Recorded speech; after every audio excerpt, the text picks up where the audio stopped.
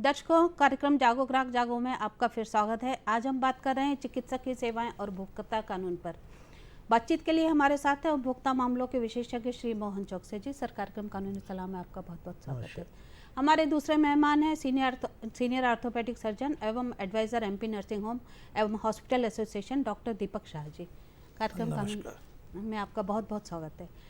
दर्शकों, कई बार हमको ये सुनने में आता है, हम न्यूज़पेपर में भी पढ़ते हैं कि किसी डॉक्टर ने इलाज गलत कर दिया, हमारे पेशेंट की किसी की मृत्यु हो गई, किसी का ऑपरेशन गलत हो गया। कई तरह की शिकायतें डॉक्टर्स के खिलाफ और मेडिकल के खिलाफ हमें सुनने में आती हैं, हॉस्पिटल के खिलाफ, नर्सिंग होम के खिलाफ। ऐसी स्थिति में कानून क्या कहता है, कानून में क्या प्रावधान है, उपभोक्ता कानून में क्या प्रावधान किए गए हैं, आज हम इसी पर चर्चा करेंगे। कार्यक्रम शुरू करने से पहले हम आपको बता दें कि हमारे कार्यक्रम लाइव फोन इन कार्यक्रम है और इसके माध्यम से आप सीधे हमसे जुड़कर सवाल कर सकते हैं।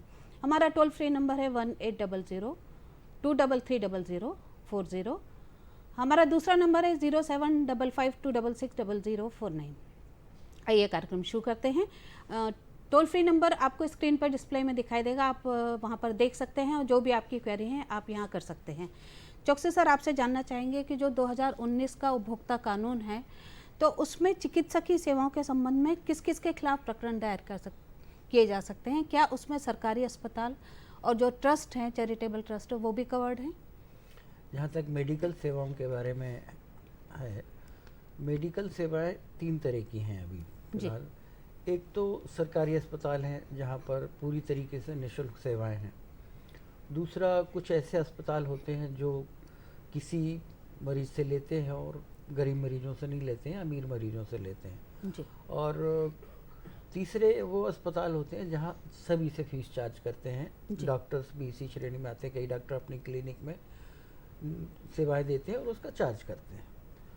तो माननीय सर्वोच्च न्यायालय ने वी शांता वाले केस में ये डिसाइड किया था जी। कि इन तीनों में से जो सरकारी अस्पताल है वहाँ आप कोई पैसा नहीं देते हैं, बदले में कोई राशि नहीं देते हैं, इसलिए उनकी सेवाओं के संबंध में उपभोक्ता फोरम में आप शिकायत नहीं कर सकते हैं। टाट के अंतर्गत उसमें शिकायतें कर सकते हैं।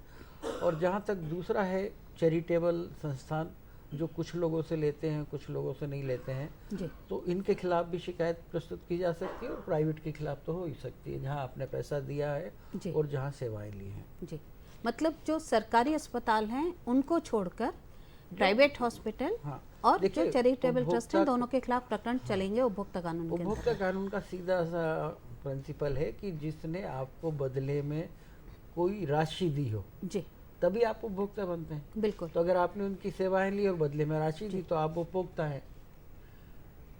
जी जी। इस समय हमारे साथ एक कॉलर हैं, बरसिया रोड से गंगाराम जी हैं। कार्यक्रम जागो ग्राहक में आपका बहुत बहुत स्वागत है। बताइए, क्या पूछना चाहते हैं? हेलो। नमस्ते मैडम, देहरादून से बोल रहा हूँ। जी नमस्कार जी। जी तो मैडम, मेरा प्रश्न है कि साथ के जो हॉस्पिटल रहते हैं वो भी क्या उसमें आते हैं उपभोक्ता श्रेणी में, जैसे कोई दर्द हुआ या कोई टेबलेट? नहीं आते। जी जी। अभी हम इसी पर चर्चा कर रहे थे गंगाराम जी। जो आपका सवाल है, तो हमारा पहला सवाल ही ये था कि जो सरकारी अस्पताल हैं वो उपभोक्ता कानून के दायरे में नहीं आते हैं, उनके खिलाफ आप कंज्यूमर कोर्ट में केस नहीं लगा सकते हैं। सर, दीपक सर, हम आपसे जानना चाहेंगे कि कई बार क्या होता है कि जो एक आम समस्या जो सुनने में आती है कि कंसेंट को लेकर, कि डॉक्टर ने इलाज किया, अगर उसने पता चला स्टोन की कंसेंट ली है और बाद में कुछ और ऑपरेशन में कोई दूसरा पार्ट निकाला या ड्यूरिंग ऑपरेशन कोई दूसरा ऑपरेशन भी कर दिया, तो ऐसी स्थिति में कंसेंट को लेकर क्या स्थिति है और कानून क्या कहता है? देखिए, किसी भी प्रोसीजर को करने के पहले जी सहमति कहें या कंसेंट कहें जी, ये लेना जरूरी है जी इसमें सहमति 2 तरह से होती है जी। एक सहमति होती है जब मरीज डॉक्टर को दिखाने जाता है, तो इसको इम्प्लाइड कंसेंट बोलते हैं जी। कि जैसे फीमेल पेशेंट को टच करना, बीपी लेना, ये एक इम्प्लाइड कंसेंट होती है कि जब आप जा रहे हो दिखाने के लिए तो वो एक इम्प्लाइड कंसेंट है। किंतु यदि कोई प्रोसीजर करना है, ऑपरेशन करना है या बेहोश करना है, तो इसके लिए अलग से सहमति की ज़रूरत है, जिसको एक्सप्लेन्ड कंसेंट बोला जाता है।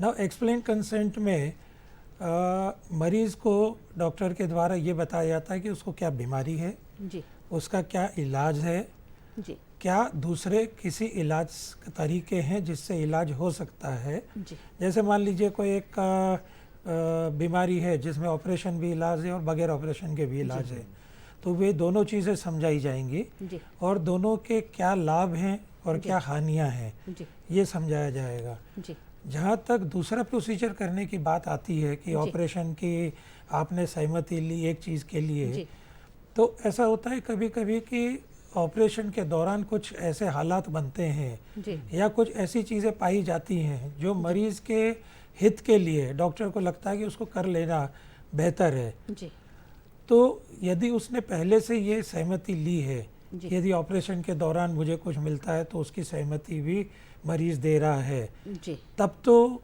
ये बात सही है कि वो उस ऑपरेशन को कर सकता है। जी माननीय सर्वोच्च न्यायालय ने इसके अंदर एक बहुत अच्छा केस डिसाइड किया है, समीरा कोहली वर्सेस डॉक्टर प्रभा मनचंदा, जी जिसके अंदर 45 साल की लेडी में उनने निदान के लिए किया था, किंतु निदान इतना था जी। कि जिसमें बच्चेदानी निकालने की ज़रूरत पड़ी थी। जी तो कोर्ट का ये कहना था कि इस तरह के निर्णय जी आपको उसकी मरीज़ की ही सहमति से लिए जाने चाहिए।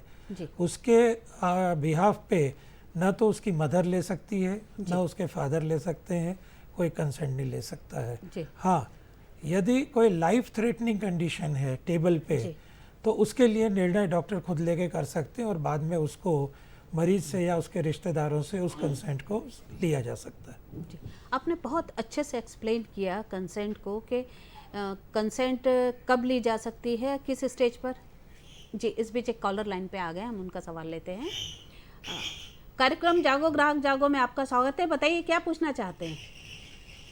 जी मैं नमस्ते मैडम, डॉक्टर साहब कल मैं गाँव से मान पटेल बोल रहा हूँ। जी मेरा क्वेश्चन ये है कि जैसे आजकल गाँव देहात के लोग जांच कराने जाते हैं, उन्होंने जांच कराई जी और सोनोग्राफी करवाई, उन्होंने लिख दिया कि इनको पथरी है, जी ठीक है ना, जी और डॉक्टर को दिखाया, डॉक्टर ने बोला पथरी नहीं है, और दूसरी बार दूसरी क्लिनिक में रिपोर्ट दिखवाई या जी। जांच करवाई तो वहाँ नेगेटिव आई, तो इसका जो पहले मतलब सोनोग्राफी करवाई उसका पैसा मिलेगा उपभोक्ता को या नहीं मिलेगा? जी डॉक्टर साहब। देखिए ऐसा है कि दो रिपोर्टें अलग अलग हैं, तो इसमें से किस रिपोर्ट को आप सही मानोगे? पहला प्रश्न तो यहाँ से आता है कि पहला डॉक्टर जिसने आपको बताया पथरी है वो डॉक्टर की रिपोर्ट सही है या जो दूसरा बोल रहा है जिसके अंदर पथरी नहीं है उसकी रिपोर्ट सही है? जी पहला प्रश्न तो यहाँ से उठता है। और इसका ये मतलब नहीं है कि हम आज यदि प्रजातंत्र में बैठे हैं तो तीसरे से कार्य लिया जाए और उसका क्या आता है उसके आधार पे किया जाए। जी दूसरा, बहुत बार ऐसा भी होता है कि यदि पथरी का साइज़ बहुत छोटा हो जी तो वो पथरी अपने आप निकल जाती है। जी तो अब इन बहुत सी चीज़ों पे निर्भर करेगा कि पहली रिपोर्ट और दूसरी रिपोर्ट के बीच में कितना समय रहा है, जी मरीज़ को इस बीच में दर्द उठा है कि नहीं उठा है, जी और जहाँ तक सवाल कभी ये उठता है तो छोटी छोटी पथरियाँ यदि पेशाब के रास्ते निकल जाती हैं तो हो सकता है अगले उसमें देखने को न भी मिले। गैस हाँ, ये- वगैरह से भी कभी कभी फर्क पड़ता है। हाँ। पेट में अगर गैस ज़्यादा हो तो यदि सही पता नहीं तरीके से लगता है तैयारी नहीं है जी और पेट में गैस है तो गैस अल्ट्रासाउंड वेव्स को जाने नहीं देती हैं, तो जी। उसमें पथरी दिखती नहीं है। जी कई स्थिति होती हैं। बहुत सी परिस्थितियां होती हैं, कभी कभी हड्डी के ऊपर आ जाता है पथरी, हाँ, तो नहीं तो नहीं दिखता है दिखती वो। जी तो ये निर्भर करता है कि पथरी का साइज क्या था जी। और दो कंसेक्यूटिव कराई है या बीच में गैप कराया है। कितने दिनों जी। बाद हुई है एक दूसरे से। और एक एरर ऑफ जजमेंट बोला जाता है। जी मोहन भाई ज़्यादा अच्छे से बता पाएंगे वकील साहब कानूनी भाषा में। कि कानूनी भाषा में कि एरर ऑफ जजमेंट एक होता है लॉ में जी कि जिसके अंदर एक एरर होती है कि हर आदमी परफेक्ट नहीं हो सकता है। जी तो क्या ये एरर जेन्युइन थी? यदि ये बोनाफाइड है तो फिर ये लापरवाही नहीं है। जी बट यदि आपने 15 मिलीमीटर का पथरी मिस कर दी है हाँ, तो फिर ये लापरवाही है। जी सर आप बताना चाहेंगे कि जो एरर ऑफ जजमेंट है उस पर कानून क्या कहता है? एरर ऑफ जजमेंट क्योंकि ये एरर ऑफ जजमेंट का ही एक जो प्रश्न है वो हमारे कॉलर ने किया है। सामान्य चीज़ है, एरर ऑफ जजमेंट, एरर हम लोग भी करते हैं अपने जीवन में, कई बार गलतियां होती हैं। ऐसी डॉक्टर से भी कुछ गलतियां हो जाती हैं, जी लेकिन वो जेन्युइन है कि नहीं है, उसका बोनेफाइड कितना है, मतलब वो देखिए कुछ ऐसी चीज़ें होती हैं जो हर आदमी से हो सकती हैं, जी कोई ज़रूरी ये नहीं कि डॉक्टर के साथ ही हो।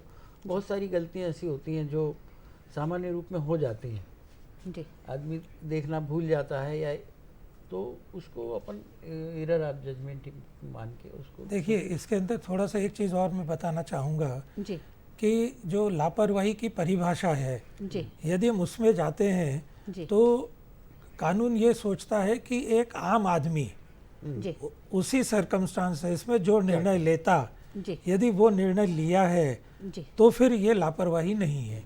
जी अब मेडिकल साइंस में जो आजकल नए नए इंस्ट्रूमेंट्स आ रहे हैं, जी मशीनें आ रही हैं, तो उसके अंदर ये निर्भर करता है कि जिस डॉक्टर ने पहली रिपोर्ट दी है जी उसका अनुभव कितना था, जी वो किस जगह बैठ के काम कर रहा है। जी आज हम किसी एक छोटे डिस्ट्रिक्ट में बैठे सोनोलॉजिस्ट को जी मुंबई में बैठे हुए किसी एडवांस में बॉम्बे हॉस्पिटल या लीलावती के सोनोलॉजिस्ट से कंपेयर नहीं कर सकते। जी तो ये एक निर्णय भी हमें देखना पड़ेगा परिस्थितियां भी देखना कि पड़ती हैं। परिस्थितियाँ क्या रही है, जी उसके ऊपर लापरवाही तय की जाएगी। सिर्फ ये कह देना कि एक की रिपोर्ट सही थी, एक की रिपोर्ट गलत थी, जी ये कानूनन लापरवाही नहीं है। जी हमें उम्मीद है कि आपको आपके सवाल का जवाब मिल गया होगा। हमारे जिन कॉलर ने ये सवाल किया था बड़े डिटेल में आज इस मंच पे उस पर डिस्कशन हुआ है उस सवाल पे।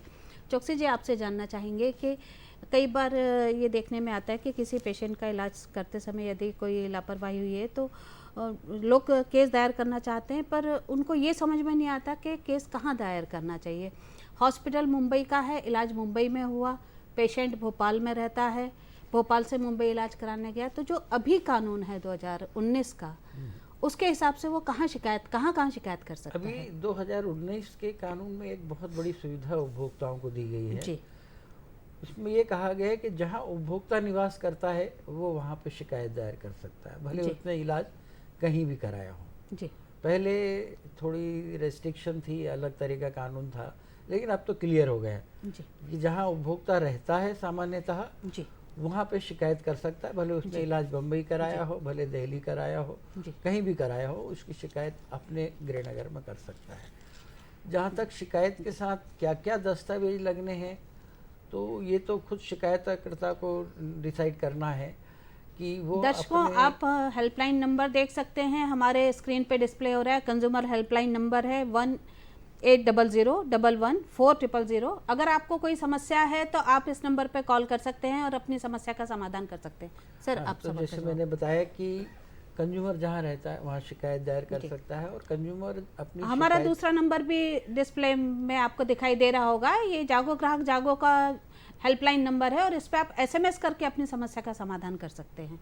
सर आप अपना तो मैं आपको कह रहा था कि जहाँ उपभोक्ता रहता है वहाँ शिकायत जी। दायर कर सकता है, और इसके साथ ही उपभोक्ता को क्या क्या दस्तावेज लगाने चाहिए। जी तो सबसे पहले तो उसके सारे मेडिकल दस्तावेज लगेंगे जी कि जहाँ इलाज से शुरू से लेके आखिरी तक, उसके पहले उसने जी। क्या टेस्ट कराए हैं, किस किस डॉक्टर को दिखाया है, जी उसको कहना चाहिए स्वच्छ हाथों से आना चाहिए। जी। उसका अपने इलाज से संबंधित पहले के सारे पर्चे लगाने चाहिए। जी और अस्पतालों से जहाँ तक जानकारी लेने का प्रश्न है, जी तो इंडियन मेडिकल काउंसिल के इथिक्स के रूल में कहा गया है कि 72 घंटे के अंदर किसी भी अस्पताल को वो शिकायतकर्ता के या उपभोक्ता के दस्तावेज जी। देने पड़ेंगे।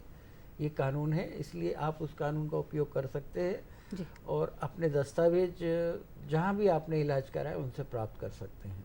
जी दस्तावेजों में खास तौर पर क्या लगाना चाहिए जिस समय शिकायत लगा रहे हैं, दर्ज कर रहे हैं? देखिए, आपको सारे दस्तावेज मिलेंगे, बिल आपको वहीं अस्पताल जी। से मिलेगा। अस्पताल के, जब मैंने आपको बताया, इस कानून का उपयोग करके आप सारे दस्तावेज मांग सकते हो, वो सारे दस्तावेज लगेंगे आपको, जी है ना। और अगर आपको ऐसा लगता है कि हमारी शिकायत प्रस्तुत करने के बाद हमें कोई दस्तावेज सामने वाले से लेना है, तो जी। उसके लिए भी कानून में प्रावधान है, आप वो दस्तावेज मांग सकते हैं। जी डॉक्टर साहब, यदि कोई व्यक्ति किसी पैथी का एक्सपर्ट है और उसकी डिग्री उसके पास है, एलोपैथी, होम्योपैथी, आयुर्वेद, तीन तरह के डॉक्टर जो जनरली हम सुनते हैं। अब अगर किसी के पास होम्योपैथी की डिग्री है, वो एलोपैथी में ट्रीटमेंट कर रहा है या करना चाहता है, और कई बार ऐसा सुनने में भी आता है कि पैथी अलग है, ट्रीटमेंट किसी और से हो रहा है, तो ऐसी स्थिति में कानून में क्या प्रावधान है? देखिए, कानून तो बहुत सीधा है जी। आपने जिस पर्टिकुलर विद्या में आपने अपनी डिग्री ली है जी। या नॉलेज इकट्ठी की है, जी। आप सिर्फ उसी में प्रैक्टिस कर सकते हैं। जी। आप यदि किसी दूसरे पैथी में प्रैक्टिस करने जाते हैं जी। और यदि इलाज सही भी है जी। तो भी ये लापरवाही है। माने जाते माननीय सर्वोच्च न्यायालय ने जी। पूनम वर्मा वर्सेस डॉक्टर अश्विन पटेल के केस में जी। ये बिल्कुल सही तरीके से डिफाइन किया हुआ है जी। कि एक होम्योपैथी डॉक्टर के द्वारा जी। पीलिया का इलाज किया गया जी। जो एलोपैथी के हिसाब से सही था, जी। किंतु मरीज बचा नहीं, जी। तो वहाँ पर यह कहा गया कि साहब इलाज तो सही था, जी। किंतु आप उस इलाज को करने के लिए क्वालिफाइड नहीं थे, नहीं थे। क्योंकि आप एलोपैथी की डिग्री होल्डर नहीं है और आपने एलोपैथी का इलाज किया, जी। तो इसके अंदर सीधी सीधी लापरवाही है, इलाज नहीं देखा जाता है।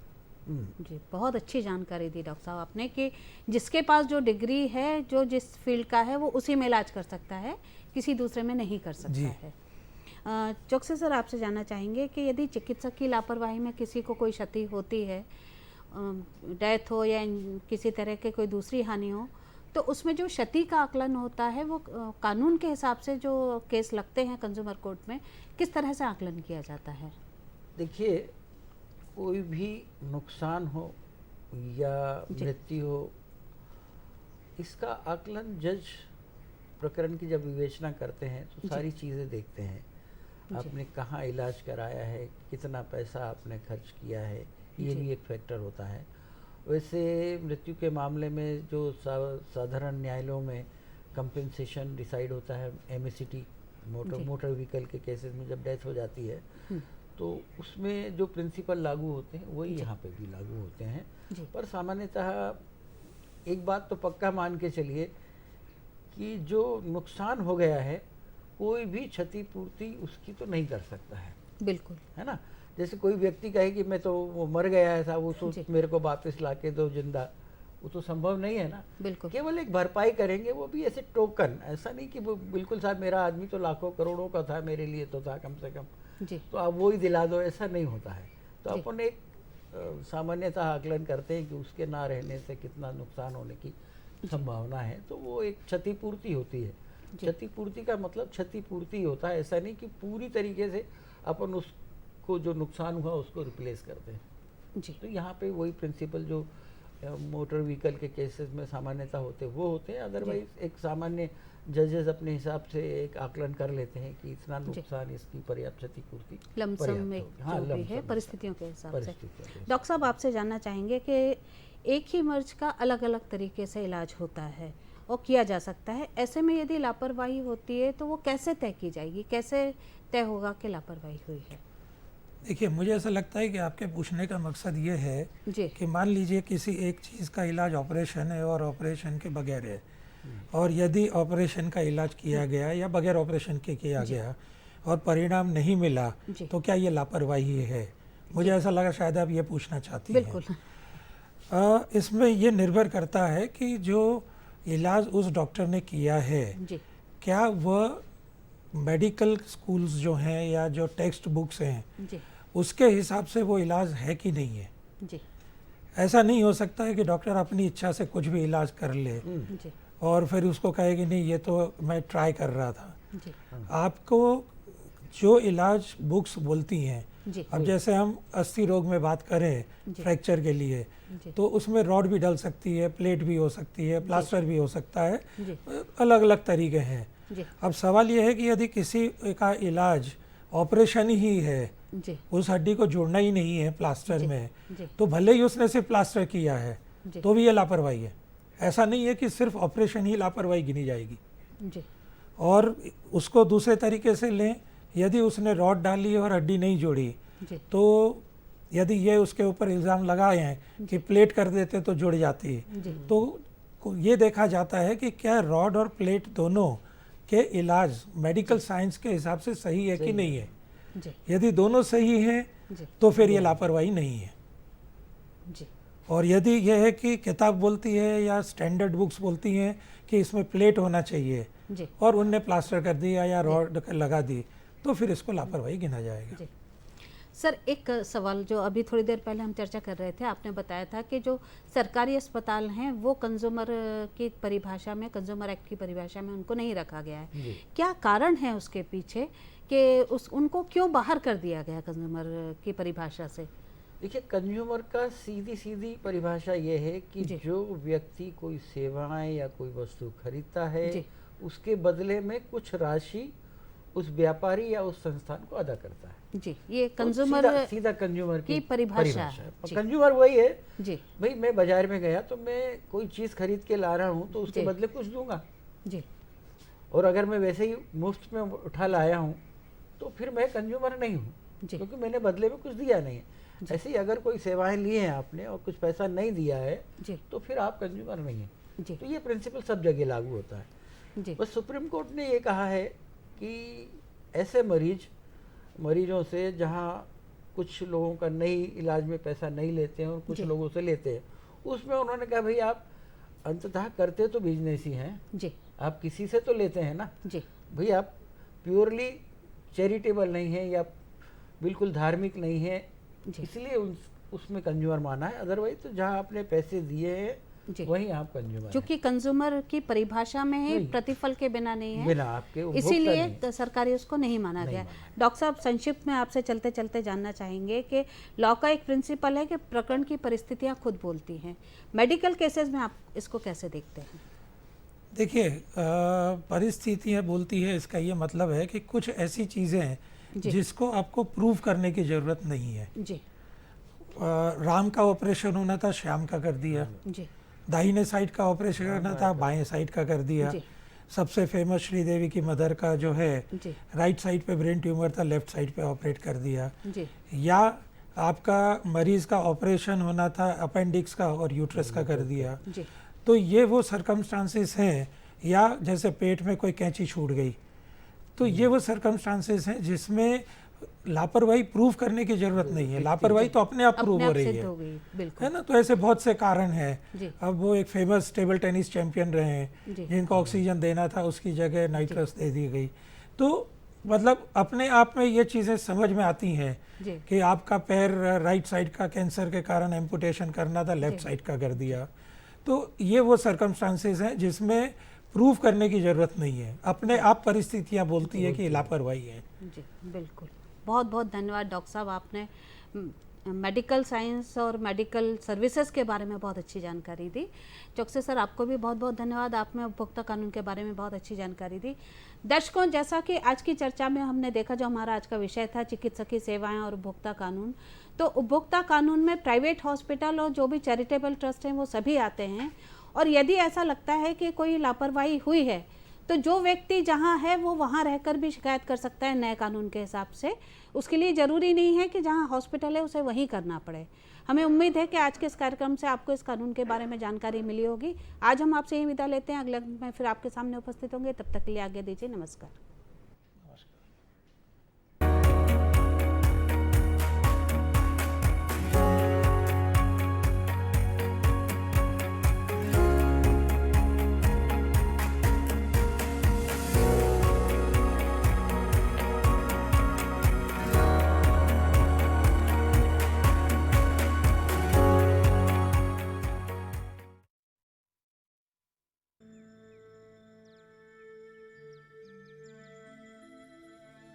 बेटी वंश है, बेटी अंश है, बेटी